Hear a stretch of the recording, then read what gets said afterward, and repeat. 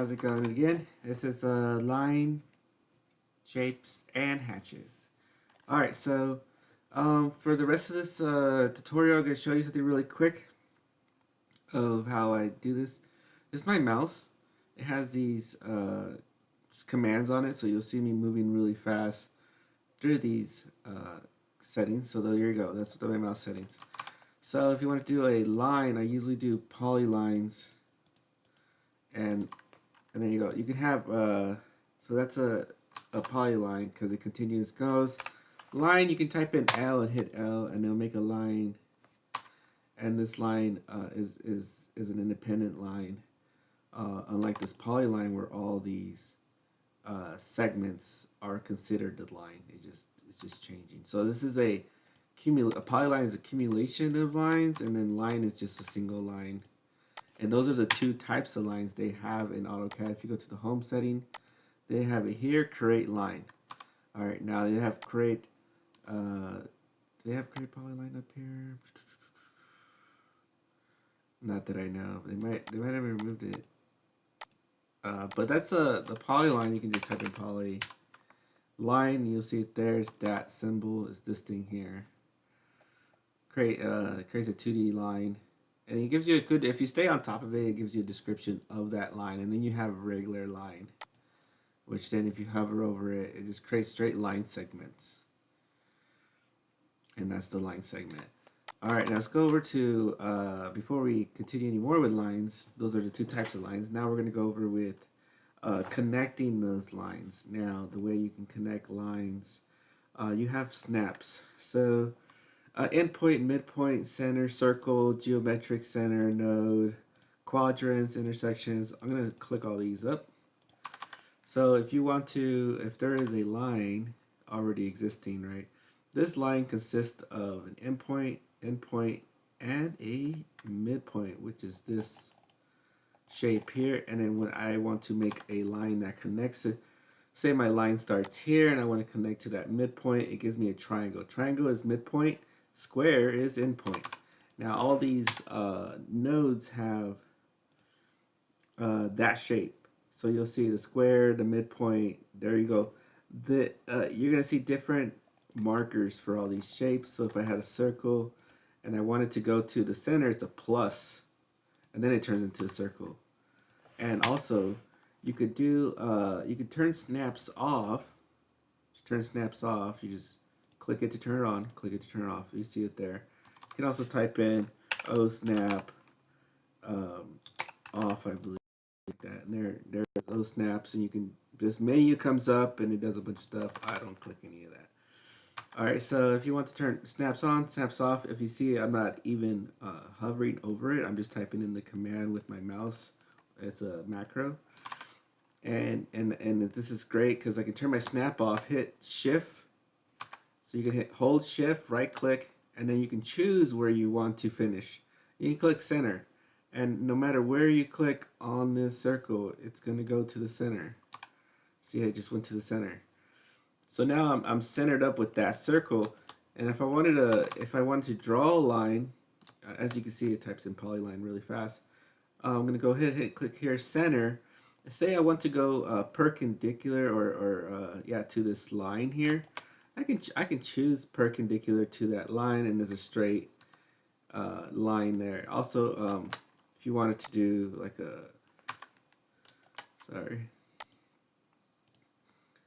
go perpendicular there too. You can go perpendicular to up here. It looks like it wants me to be perpendicular to that line. So I'm going to go ahead and shift. When this happens, you have to click it twice, and you'll get that quadrant. And you see the quadrant is a diamond, and you'll see that the endpoint is a square, and this has an endpoint because of the line. But you'll see a diamond, a plus, circle. They all have different shapes and different indicators. As far as like the perpendicular, it'll have the 90-degree angle symbol. What else do we have? We have a rectangle as well. Let's see what that one has, a X plus with an X for the center. You see the center there, and you can just select this and you can get that center. and that option would be in the geometric center, and then center for circle. So you have circles and geometric shapes here with straight sides, like triangles, square rectangles. Quadrants is the four corners tangent to, like, from your point to the circle, which is pretty helpful when you're like this and you're like, oh, I just want the tangent of that circle, and it'll give you that tangent there, and then you can go ahead and have a clean approach there to that circle there, and you can create that turn if you're doing a turn for a road or something. It helps to clean that up, make it as clean as possible without you having to guess the angle. So it was like, oh, what is my tangent to the circle from here? And don't worry about it, just hit tangent, it does the math. Nearest parent intersection, so if you have two lines and you're like, I want that, but the midpoints are not there, but I want that, that's okay. You can click here and you can get like a parent intersection. It gives you an X, and there you go. You have the parent intersection. You connect it to the parent intersection. There aren't any nodes there. The midpoint's there, endpoints are there, so you don't have a snap to snap to, but if you put a parent intersections on, that's what you get. And nearest intersection, the shapes. So you can turn all these on, turn them off, and you can just leave them on or off and connect. Okay, let's go over shapes. So as you can see, I did a rectangle and I did a circle. Usually circles I use for turn radiuses, and you can go ahead and click this circle. This is the radius of the circle when you click that. So if you wanted like a 60, it looks like it's probably massive. Well, I don't know where it went. But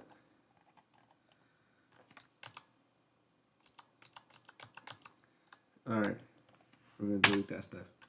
Alright, so we're going to go to, we're going to set up our AutoCAD for our preference properties. What you type in. Properties menu shows up over here. Also, we're going to go ahead and look at this thing called tool space. Tool space. Alright, so you're going to hit that tool space. Now it's here. So if in case your tool space spawns like over here, let's say it spawned like it's over here, it's floating, you have a floating tool space. Just go ahead and go here and snap it and hit that button, auto hide. But you're going to want to snap, it won't snap, it will not do it. Okay, we're going to turn off our locks. We're going to take tool space, and you'll see that, you see the locks down here. You might have some locks, and you can unlock it here. And if you don't see it, then you can click here and turn on this bar down here. We'll go over this bar in a bit. But yeah, you bring it over here and snap it and hit that button. Now it's over there. Also, additional buttons you want to, that's my layers.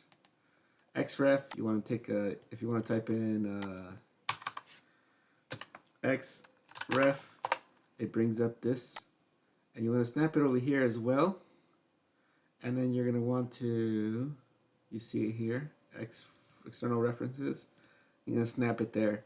And you have your properties down. You have your properties, tool space, and your XREFs. Everything you need to do for this project. And we're going to go ahead and click these buttons on. This one you don't need on right now. But you know what, let's go ahead and put it there. So here you go, tool palette is over there, external references and tool space. And we're mostly going to hang out in prospector and toolbox, or settings and prospector. We're going to use these a lot. So we're going to use prospector. So you probably don't need surveying or the toolbox. So you go to tool space, you only have prospector and settings. So that's your tool space. All these tools are going to be over here. It's going to be very important. So now we're going to go over properties of a line. And here you'll see the geometry property of that line. And the same thing with a rectangle. You'll see it shows you the length, area, elevations of the points, endpoints, and that's how you do that. I'm gonna do a circle. Shows you the same thing. Stuff you want to know about circle: diameter, circumference, radius, and stuff like that. But yeah, so for the circle, looks like it's like really. So I'm gonna do like a 60, but we have to go to click this top button to like get to that.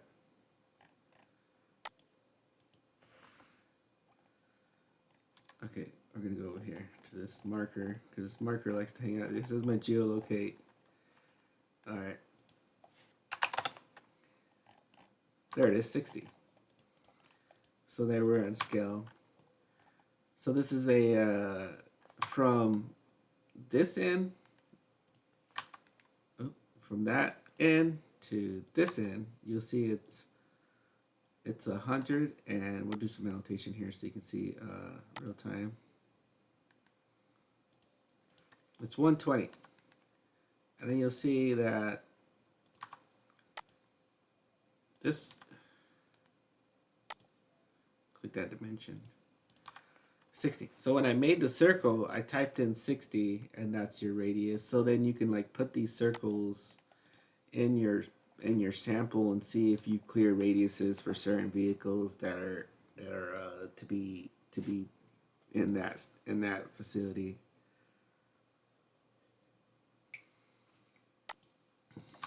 And for the rectangles, yeah, because they have this one. I believe you type in, there it is. It just does that. But you have options for rectangles. They're right there. Area, dimension, rotation. So you can type in dimension. So let's make length for a rectangle. Let's go 20. Now specify width for rectangle. You can type in 20, and there you go. You have a if you type in D as you make it 20, 20, and specify the other corner points. Oh yeah, if you want to do this way, this way, this way, this way, this way, you go like that. And there you go. You made the 20 by 20 shape here of a square. And yeah, so there's that. Now let's go over something more important. It's probably going to be, let me see if I have a file to help us visualize this.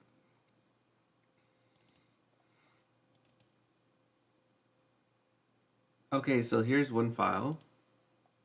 Here's another file. But we're going to see these distances here.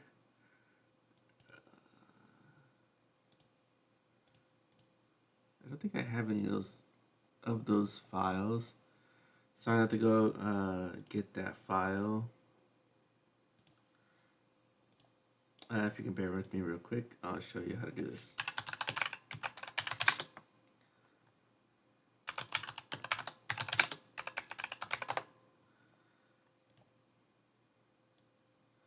So this is called the Surveyor Map Research of Fresno County, is the county we're operating in. And then we have these, if you look over here, we have these books. So at 5326, you can go like record survey book 5326. Also, this is a parcel map. So that's what we're looking at right now. We're going to go ahead and look at that. I'm going to go ahead and look at this map so we can get a understanding of this. All right. Yeah, it's only one page long, but it has these things here. So we're going to go ahead and look at those so I can show you as an example of what we're looking at here. So we're going to go ahead and let's download this one for a reference. And then we're going to hit the download. I'm going to go to the highway. That's the rain data. Just gonna save it here, just for reference. All right, so that's how you do that. This parcel map will give you information, like for instance, whatever this area is. So you're gonna probably look up any of the see PM 7112, PM 7112 and 13 is our area. So we're gonna look at parcel map 7112. You don't type in 13 because 13 is probably stuck to that. So you're not going to find, you found 12, but then you're like, oh, let me look for 13. You didn't find anything. That's because 13 is inside of 12. So when you open up this thing, you see page 13. This is page 13. That is page 12, page 13, page 12, page 13. So that's how that works. And you'll see here it has descriptions of the land, and it has that corner description there for that area there. And it talks about the division of that corner there. So it looks like you would have to pull a bunch of documents to figure out all these lines for that property, because there's a supposedly an easement for a road next to it, which doesn't exist. And then there's an easement here for another road and another road over here. But these would be the lines works for that intersection there. Let's go back to looking at, I'm going to bring it in as an XREF just so we can do that work faster. Did it not download?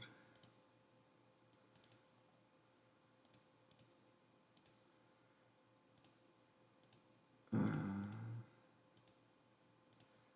thought I just downloaded it to the here. Let me see if it went somewhere else. No.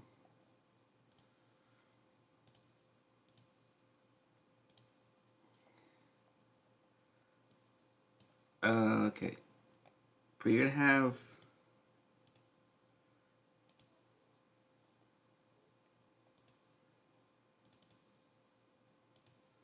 yeah, it's right here. I downloaded it. Alright, let me see if I can click and drag it here.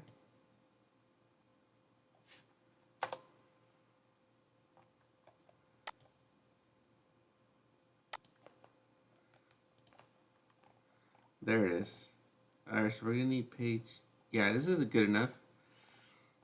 So you see here, it'll say line 7, line 6, line 5, line 10.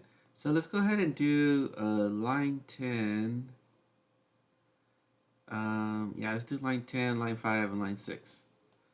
And this is for the property area to give you the, it's most likely a boundary, but if we look at line 10 here, I'm going to split my view real quick so we can do this easier. So you're like, oh, what is he doing? Oh, he just, I created 2 windows of the same space so I can look at 2 different places at the same time. So here it says,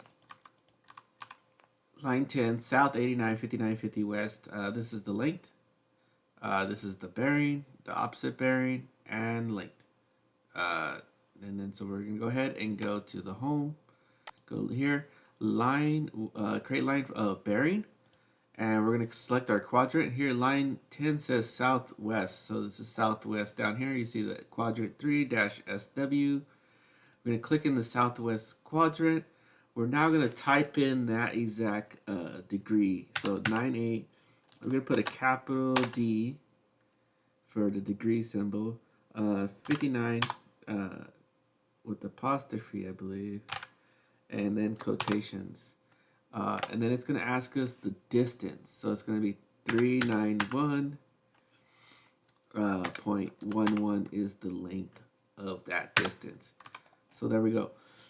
We have that line created. Obviously, it's not to scale of that drawing, but now we're going to go with line 5. Line 5, here we go. Same deal. I think we can hit enter. Nope. All right, so we're gonna hit line with the bearing. It says northwest, so we're gonna go northwest, and we're not gonna use the existing line. We're just gonna create a line, and here it's gonna tell us the degree is 44 degrees apostrophe 36. Oh yeah, quotation apostrophe and then quotation mark to type that in, and that's the format that it accepts. It says here 24.24 feet. All right, we're gonna select that, and then we're gonna go ahead and connect it to there.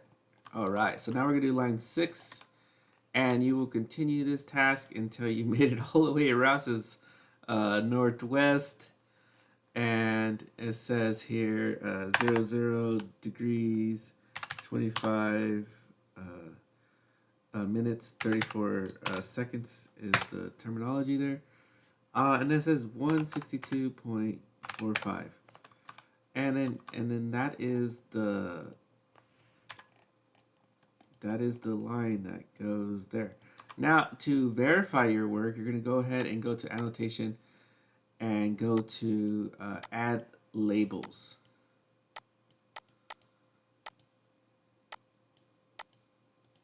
I wonder where my add labels menu broke. It's like broken. It's cool. But here we're gonna do line curve, segment, slope, just bearing in distance. And then you're just gonna go ahead and add that. We're gonna go ahead and verify that this is correct, line 10. So if you want somebody to QA your work, you're gonna need to create these labels. 59 and line 10 and 5950. So this one doesn't say 50 on it. It says 56. Did I type in 56? Then I was wrong. All right, let's go check line 5 to see how many errors we have.